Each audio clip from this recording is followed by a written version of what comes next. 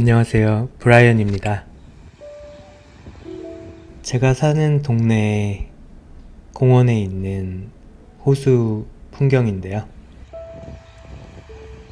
오늘 하늘이 너무 예뻐서 뭉게구름이 너무 예쁘게 둥실둥실 떠 있어서 이 아름다운 풍광을 저 혼자 만끽하기는 조금 아쉬워서 이렇게 화면에 담아 보았습니다. 책 소개하기 전에 이 영상을 보여드리면서 시작해보면 어떨까 하고 이렇게 시작을 해봅니다. 여러분 안녕하세요. 책 읽어주는 뉴욕 남자 브라이언입니다.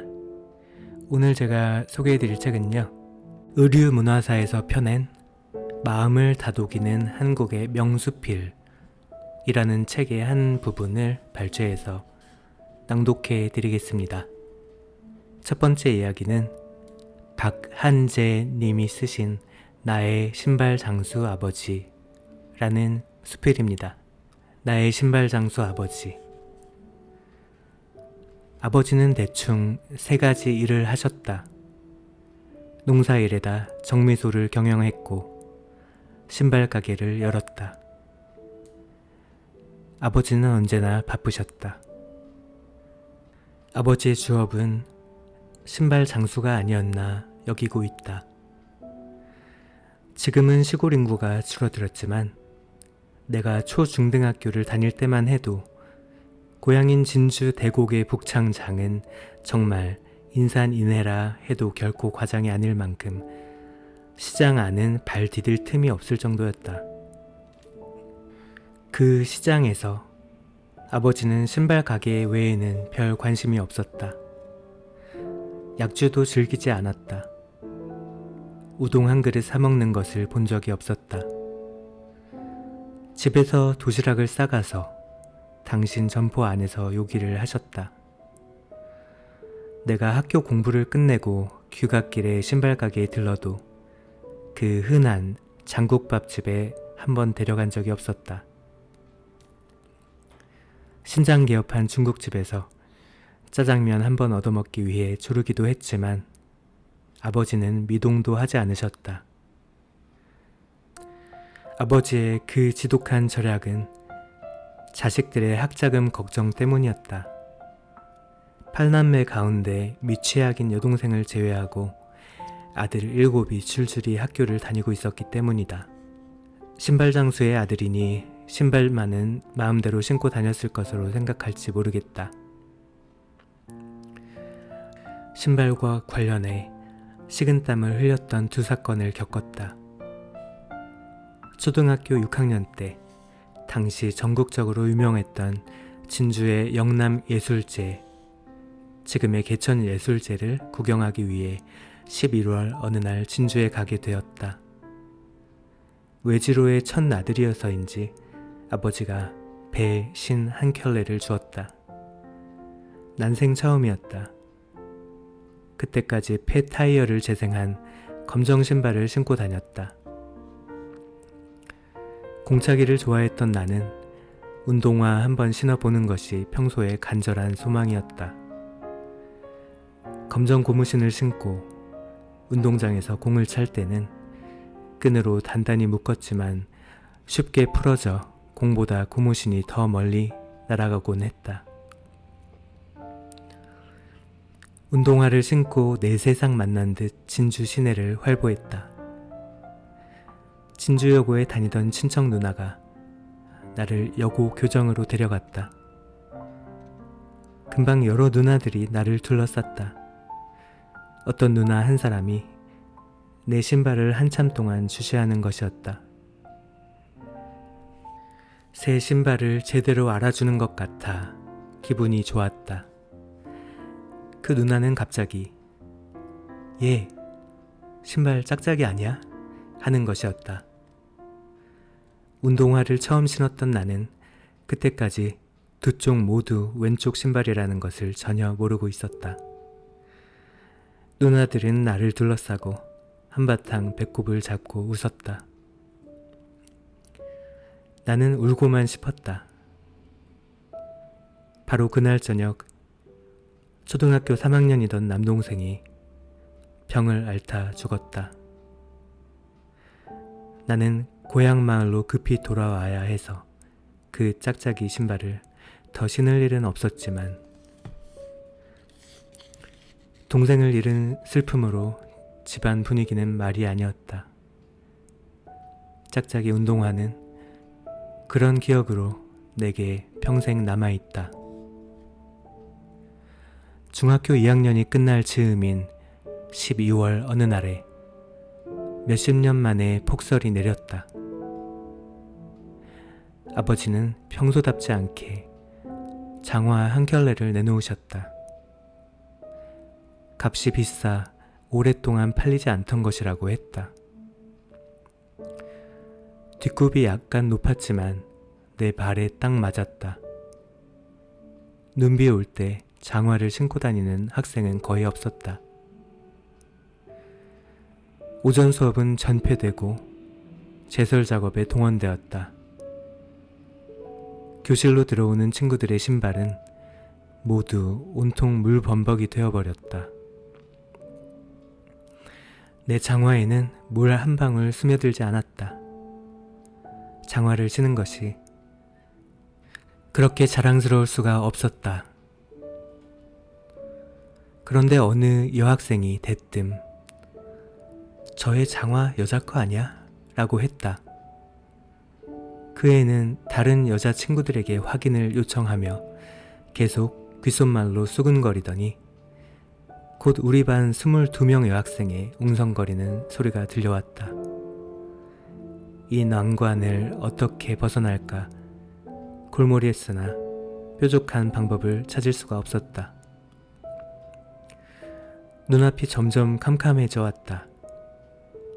장화를 책상 밑 안쪽으로 계속 밀어넣어 감추는 방법 외에는 딴 도리가 없었다. 못 들은 척하며 하교 때까지 뭉개고 지냈다. 쉬는 시간에 화장실에 가지도 못했다. 그날처럼 길었던 오후가 없었던 것 같다. 하교 후 급히 집에 돌아와서 아버지에게 투정을 부렸다. 아버지는 아무 말씀도 하지 않으셨다. 나를 바라보는 아버지의 눈길이 무척이나 외로워 보이셨다. 며칠 후 우리 집 대청마루 밑 신장에 놓인 그 장화를 다시 보니 뒷굽이 지난번보다 훨씬 낮게 잘려져 있었다. 아버지는 나에게 그 장화를 신으라고 권하지도 않았지만 남자 것으로 변형한 그 장화를 나는 끝내 외면했다. 그 장화는 내가 고등학교를 졸업할 때까지도 신장 안에 그대로 있었다. 아버지가 간혹 신고 다니는 것 같았다. 지금 우리 집 신발장에는 여자 신발로 가득 차 있다. 내 신발은 구두 한 켤레가 고작이다. 직장에 다니는 큰딸은 평소 바닥에 두고 있는 것만 해도 좋기 4-5켤레나 된다. 나의 신발 수가 적은 것은 구두 하나 사면 밑창을 한두 번은 갈고 옆에 구멍이 뚫려야 비로소 새 신발을 사기 때문이다. 요즘 같은 세상에 별로 자랑스러울 것이 없는 이 고약한 버릇은 신발 장사를 하던 아버지의 영향을 받은 것이 아닌가 여기고 있다. 그때 그렇게 원망스럽던 아버지의 절약이 지금은 가슴앓이가 되어 가끔은 나를 눈물 짓게 한다. 철없는 아들을 바라보는 아버지의 그때 그 외로운 눈길이 불현듯 떠오르곤 하기 때문이다.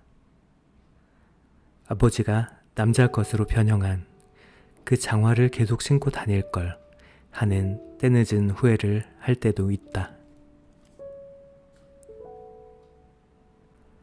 박한재님이 쓰신 나의 신발 장수 아버지라는 수필을 낭독해 드렸습니다.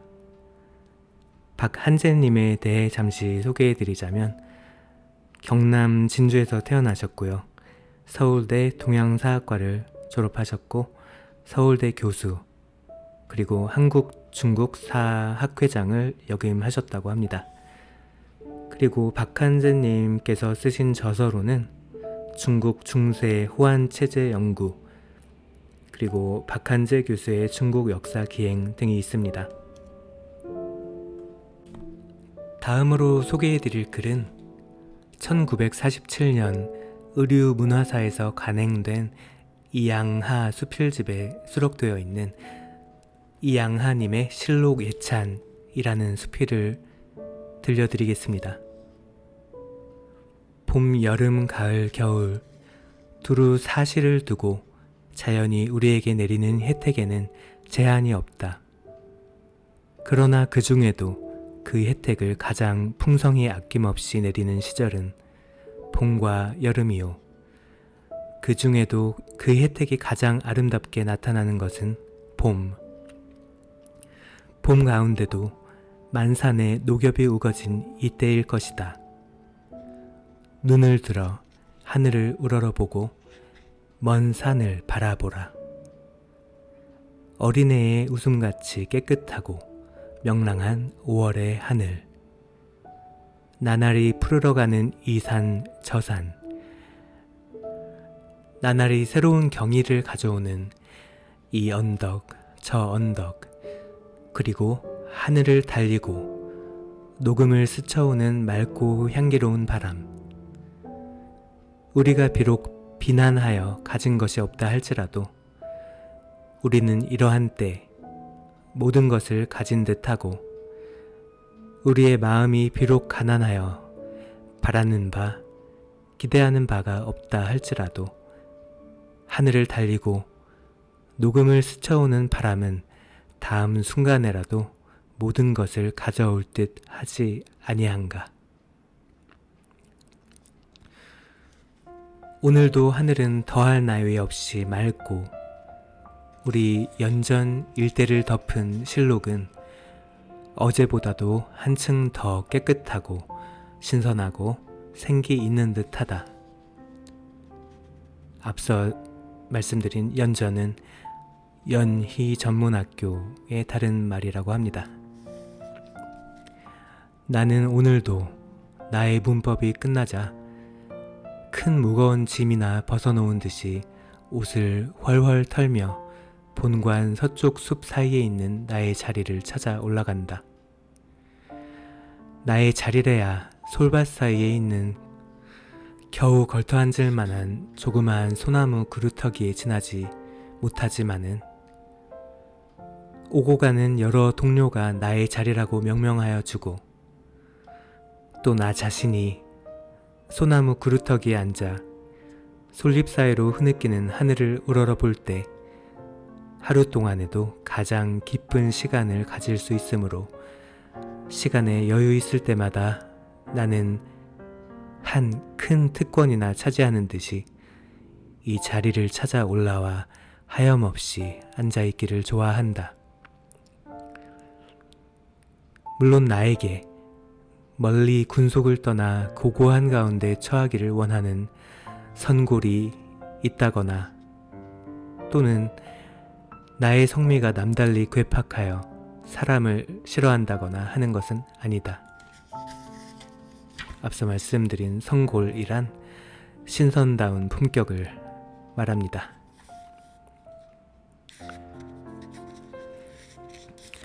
나는 역시 사람 사이에 처하기를 즐거워하고 사람을 그리워하는 감남을녀의 하나요. 또 사람이란 모든 결점에도 불구하고 역시 가장 아름다운 존재의 하나라고 생각한다. 그리고 또 사람으로서도 아름다운 사람이 되려면 반드시 사람 사이에 살고 사람 사이에서 울고 웃고 부대껴야 한다고 생각한다. 그러나 이러한 때 푸른 하늘과 찬란한 태양이 있고 황홀한 실록이 모든 산, 모든 언덕을 덮는 이때 기쁨의 속삭임이 하늘과 땅, 나무와 나무, 풀잎과 풀잎 사이에 은밀히 수수되고 그들의 기쁨의 노래가 금시에라도 우렁차게 터져나와 산과 들을 흔들 듯한 이러한 때를 당하면 나는 곁에 비록 친한 동무가 있고 그의 아름다운 이야기가 있다 할지라도 이러한 자연에 곁눈을 팔지 아니할 수 없으며 그의 기쁨의 노래에 귀를 기울이지 아니할 수 없게 된다. 그리고 또 어떻게 생각하면 우리 사람이란 새 속에 얽매여 머리 위에 푸른 하늘이 있는 것을 알지 못하고 주머니에 돈을 세고 지위를 생각하고 명예를 생각하는데 여념이 없거나 또는 오욕칠정에 사로잡혀 서로 미워하고 시기하고 질투하고 싸우는데 마음에 영의를 갖지 못하는 우리 사람이란 어떻게 비소하고 어떻게 저속한 것인지 결국은 이 대자연의 거룩하고 아름답고 영광스러운 조화를 깨뜨리는 한 오점 또는 한 잡음밖에 되어 보이지 아니하여 될 수 있으면 이러한 때를 타 잠깐 동안이나마 사람을 떠나 사람의 일을 잊고 풀과 나무와 하늘과 바람과 한 가지로 숨쉬고 느끼고 노래하고 싶은 마음을 억제할 수가 없다. 그리고 또 사실 이 즈음의 실록에는 우리 사람의 마음에 참다운 기쁨과 위안을 주는 이상한 힘이 있는 듯하다. 실록을 대하고 앉으면 실록은 먼저 나의 눈을 씻고 나의 머리를 씻고 나의 가슴을 씻고 다음에 나의 마음의 모든 구석구석을 하나하나 씻어낸다. 그리고 나의 마음의 모든 티끌, 나의 모든 욕망과 굴욕과 고통과 곤란, 이 하나하나 사라지는 다음 순간 별과 바람과 하늘과 풀이 그의 기쁨과 노래를 가지고 나의 빈 머리에 가슴에 마음에 고이고이 들어앉는다. 말하자면 나의 흉중에도 실록이요 나의 안전에도 실록이다. 주객일체 물심이려 황홀하다 할까 현요하다 할까 무념무상 무장무해 이러한 때 나는 모든 것을 잊고 모든 것을 가진 듯이 행복스럽고 또 이러한 때 나에게는 아무런 감각의 혼란도 없고 심정의 고갈도 없고 다만 무한한 풍부와 유열과 평화가 있을 따름이다. 그리고 또 이러한 때에 비로소 나는 모든 오욕과 우울에서 완전히 자유로울 수 있고 나의 마음의 모든 상극과 갈등을 극복하고 고양하여 조화 있고 질서 있는 세계에까지 높인 듯한 느낌을 가질 수 있다. 앞에서 나온 오욕칠정이란 말은요, 불교에서 말하는 재물, 색, 음식, 명예, 수면에 관한 5가지의 욕망과 사람의 7가지 감정, 즉 희로애락, 애오욕을 뜻합니다. 그리고 또 영일이라는 표현이 나왔는데요. 서로 미워하고 시기하고 질투하고 싸우는데 마음의 영일을 갖지 못하는 이 부분의 영일이란 편안한 날, 편안한 나날을 말합니다. 안녕하다의 한자 영인 것 같네요. 그러기에 초록에 하나여 나에게는 청탁이 없다. 가장 연한 초록에서 가장 짙은 초록에 이르기까지 나는 모든 초록을 사랑한다. 그러나 초록에도 짧으나마 일생이 있다. 봄바람을 타 새 움과 어린 잎이 돋아나올 때를 실록의 유년이라 하면 삼복 염천 아래 울창한 잎으로 그늘을 짓는 때를 그의 장년 내지 노년이라 하겠다. 유년에는 유년의 아름다움이 있고 작년에는 작년의 아름다움이 있어 취사하고 선택할 여지가 없지만은 실록에 있어서도 가장 아름다운 것은 역시 이 즈음과 같은 그의 청춘 시대, 가운데 숨어있던 잎의 하나하나가 모두 형태를 갖추어 완전한 잎이 되는 동시에 처음 태양의 세례를 받아 청신하고 발랄한 담록을 띠는 시절이라 하겠다. 이 시대는 실록에 있어서 불행이 짧다. 어떤 나무에 있어서는 혹 2, 3주일을 셀 수 있으나 어떤 나무에 있어서는 불과 3, 4일이 되지 못하여 그의 가장 아름다운 시절은 지나가 버린다. 그러나 이 짧은 동안의 실록의 아름다움이야말로 참으로 비할 데가 없다. 초록이 비록 소박하고 겸허한 빛이라 할지라도 이러한 때의 초록은 그의 아름다움에 있어 어떤 색채에도 뒤서지 아니할 것이다. 예컨대 이러한 고귀한 시간의 단풍 또는 낙엽송을 보라. 그것이 드물다 하면 이 즈음의 도토리, 버들 또는 임간에 있는 이름 없는 이 풀 저 풀을 보라. 그의 청신한 자색, 그의 보드라운 감촉, 그리고 그의 그윽하고 아담한 향훈, 참으로 놀랄만한 자연의 극치의 하나가 아니며 또 우리가 충심으로 찬미하고 감사할 만한 자연의 아름다운 혜택의 하나가 아닌가. 지금까지 이양하님의 실록 예찬이라는 수필을 읽어드렸습니다. 이 양하님에 대해서 잠시 소개를 또 해드리자면 이양하님은 영문학자이자 수필가이시고요. 그리고 일본 도쿄대 영문학과를 졸업하시고 연희 전문학교와 서울대 교수를 지내셨습니다. 영국 정통파의 수필을 도입해서 김진섭님과 함께 서구적 수필의 기초를 다지셨고요. 수필집으로는 이양하 수필집이 있습니다. 초반에 말씀드린 의류문화사에서 1947년도에 펴내신 수필집입니다. 이양하 수필집. 제가 잠시 실록 예찬이라는 이 수필에 대해서 좀 더 부연적으로 설명을 드리자면 고등학교 시절에 국어 시간에 자주 등장하고 했던 수필로 저는 기억을 하고 있는데요.